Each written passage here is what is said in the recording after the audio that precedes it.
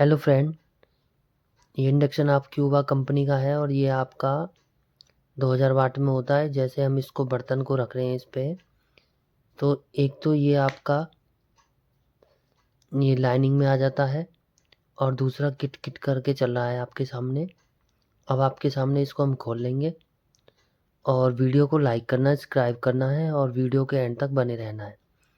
ज़्यादा प्रयास हमारा यही होता है जब भी हम आपके सामने वीडियो डालते हैं 2 दिन में 3 दिन में, जब उसका काम बिल्कुल परफेक्ट हो जाता है जब ही हम आपके सामने वीडियो बना के डालते हैं।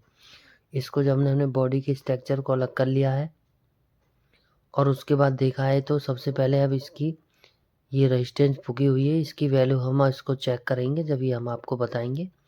और एक इसमें इसका 5 400 वोल्ट कैपेसिटर जो होता है आपका, ये फूला हुआ है। ये नॉन पोलर कैपेसिटर होता है और पोलर कैपेसिटर वो होते हैं जिनमें पॉजिटिव नेगेटिव होता है और नॉन पोलर में होते हैं। इसमें आप इसको उल्टा सीधा कैसे भी आप लगा सकते हैं।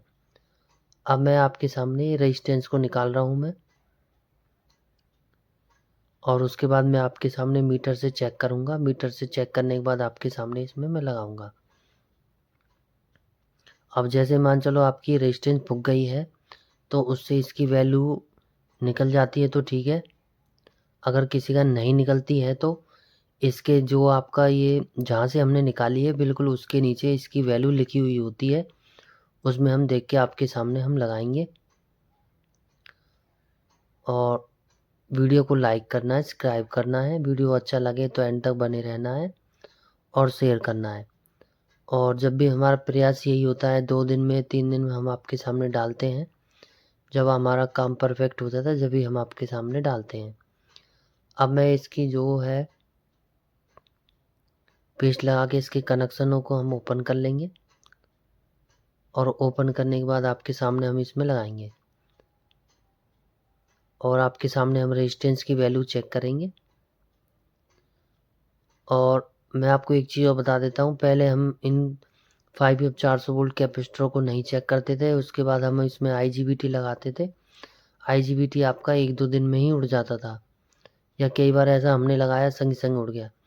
इसमें आप ये देख पा रहे हो कि बाकायदा जैसे मेरे हाथ में ही लगा हुआ है तो ये फूला हुआ होता है। ये जैसे हम इनको चलाते हैं तो ये थोड़े थोड़े वीक पड़ जाते हैं।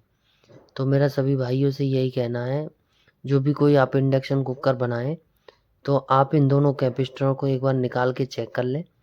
अगर आपको ये बिल्कुल भी फूले हुए लग रहे हैं तो आप इनको चेंज कर दें। चेंज करने से क्या होगा, या बिल्कुल नए लगा दें। नए भी आपके नॉन पोलर कैपेसिटर बहुत जल्दी फूल जाते हैं, तो इससे बढ़िया आप इसमें जो आप ये बाज़ार से असम्बल वाले होते हैं इंडक्शन, उनमें भी लगे होते हैं, या फिर आपके पास जो कोई भी मदरबोर्ड रखा है उसमें से भी आप इसमें निकाल के लगा सकते हैं। अब मैं आपके सामने रेजिस्टेंस को चेक कर रहा हूँ। पहले मैं आपके सामने पुरानी रेजिस्टेंस को चेक करूँगा। अगर इसमें से वैल्यू निकल जाती है तो ठीक है, में से वैल्यू नहीं निकल रही है। अब हमने मीटर से हटा के ये आपका के में लगा लिया है, तो अब ये हमारे पास 1 की रेजिस्टेंस है। और हमने आपके सामने बताई थी उसमें से तो नहीं निकली थी, लेकिन इसका जो मदरबोर्ड है उस पर बाकायदा लिखी हुई है यहाँ पे। अब मैं आपके सामने इसमें लगाऊंगा और लगाने के बाद आपके सामने मैं इसको चालू करके दिखाएंगे। ये आपका क्यूबा कंपनी का टच में होता है और 2000 वाट का इंडक्शन कुकर होता है, और ये हमारे पास पहली बार बनने के लिए आया है और ये आपका बहुत कामयाब मॉडल होता है। अब मैंने आपके सामने इसकी कनेक्शन कर दिए हैं और जो आपके इन पिनों को काट लेंगे हम। अब मैंने आपके सामने काट लिए हैं और अब मैं आपके सामने इसको फिट करके चला के दिखाऊंगा।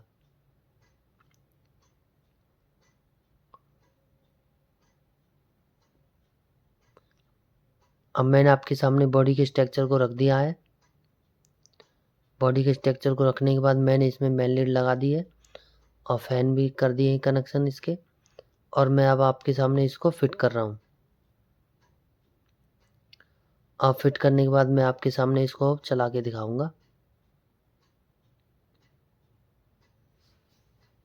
ये टच वाले जो मॉडल होते हैं आपके बहुत कामयाब होते हैं, और इनकी लेकिन एक इनके अंदर जो कमी होती है इसका मेन कारण यही होता है, किसी कारण जैसे मान चलो इनका टच काम करना बंद कर देता है तो ये रिपेयर होते नहीं हैं, ये बहुत ही कम रेयर हो केस में ही रिपेयर होते हैं, या ज़्यादातर इनकी अगर टच कम काम करना बंद कर जाती है तो ज़्यादातर तो पहले आप इनकी सप्लाई को रिपेयर करें, और जैसे ही आप इनकी सप्लाई को रिपेयर कर देंगे तो आपकी टच बिल्कुल परफेक्ट काम करनी चालू कर देगी।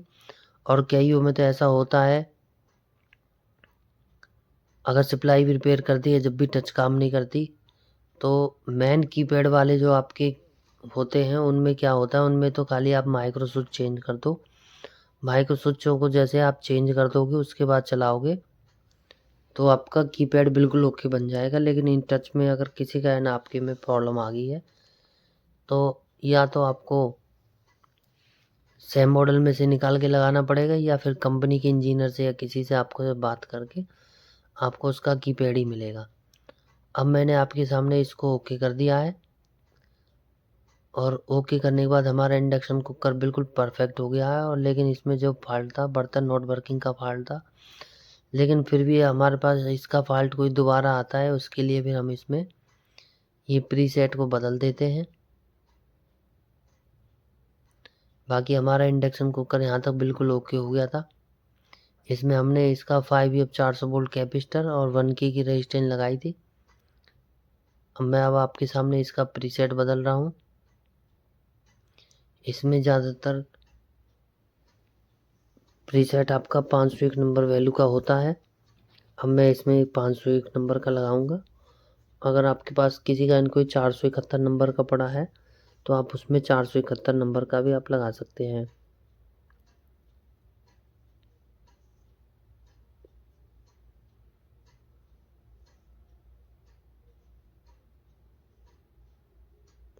अब मैंने आपके सामने प्रीसेट की टांगों को सीधा कर लिया है, और अब आपके सामने मैंने इसमें लगा दिया है। और ऐसा नहीं है कि प्रीसेट उल्टा सीधा लगेगा, प्रीसेट तो उसका लगने का यही होता है कि एक पिन तो आगे की तरफ होती है, 2 पिन पीछे की तरफ होती है, ऐसे लगेगा ना ही कभी गलत लग सकता आपसे, सीधा ही लगता है हमेशा, और सीधा ही लगाना है आपको। बाकी अब मैं आपके सामने इसको सोल्ड कर रहा हूँ, और सोल्ड करने के बाद मैं आपके सामने इसको चला के दिखाऊंगा।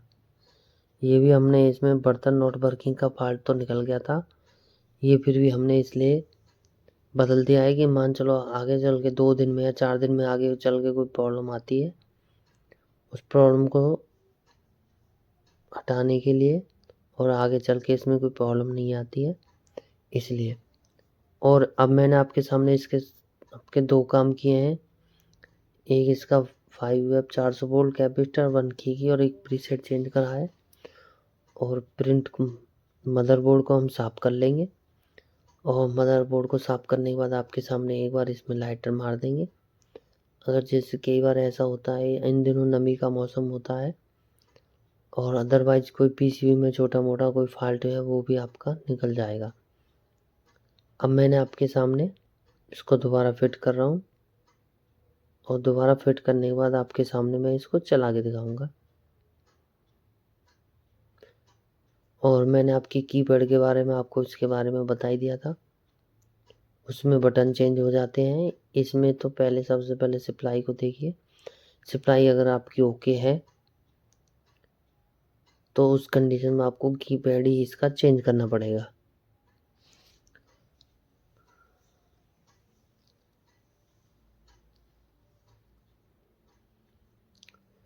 अब मैंने आपके सामने इसको फिट कर दिया है,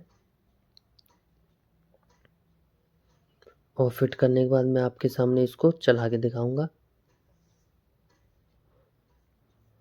और मैंने अब आपके सामने इसको बिजली में लगा दिया है, और बिजली में लगाने के बाद अब मैंने आपके सामने इसको बर्तन को रख दिया है, और मैंने इस टाइम आपके सामने ये 1600 वाट पे चला दिया है।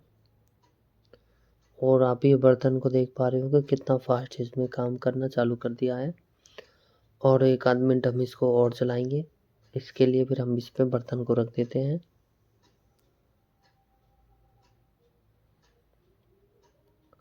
और वीडियो को लाइक करना है, सब्सक्राइब करना है और वीडियो के एंड तक बने रहना है और वीडियो को शेयर करना है।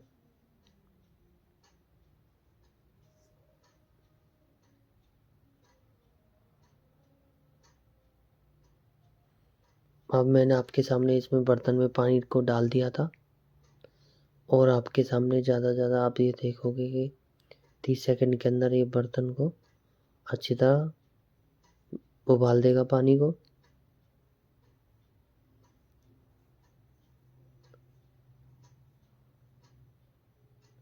अब मैं आपको उस दौरान आपको रेजिस्टेंस की वैल्यू बताई थी मैंने आपको,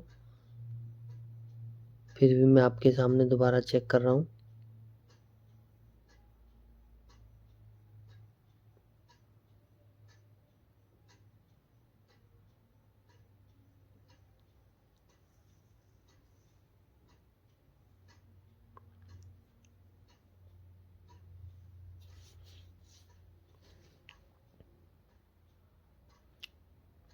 और अभी आपका 1600 वाट पे चल रहा है ये।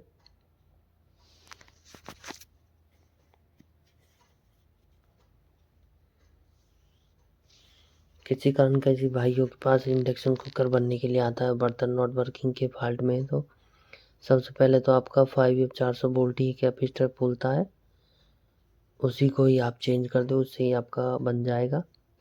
किसी का नहीं चलता है तो फिर आपको ही चेक करना पड़ता है। चेक करने के बाद आपको देखना है कि कहाँ कहाँ फॉल्ट है।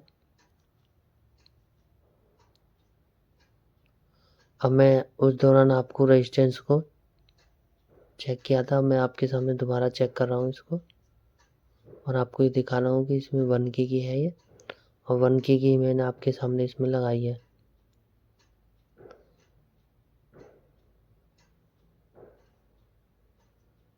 आप ये देख पा रहे हो कि इसमें देखो आपके सामने 1K आ रही है,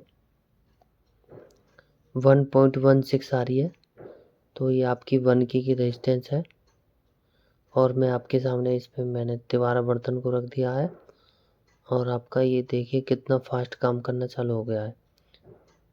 मैंने आपकी 5F प्रीसेट और 1K की रेजिस्टेंस लगाते ही एक क्यूबा कंपनी 2000 वाट का इंडक्शन कुकर हो गया है। वीडियो को लाइक, सब्सक्राइब, शेयर करना है और एंड तक बने रहना है। Set okay.